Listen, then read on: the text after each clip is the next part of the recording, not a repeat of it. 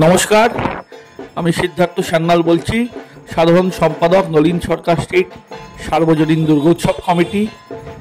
এবছর 93তম বর্ষে নলিন সরকার স্ট্রিট সার্বজনীন দুর্গোৎসব কমিটি পদার্পণ করলো।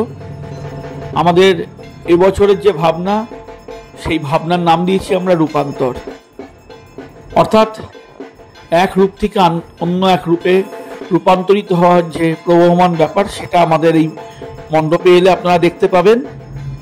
আমাদের এবছরের মেন শিল্পী শ্রী সনাতন দিন্দা, অর্থাৎ সমগ্র মণ্ডপ পরিকল্পনা এবং প্রতিমা রূপদান পুরোটাই সনাতন দিন্দা করছে।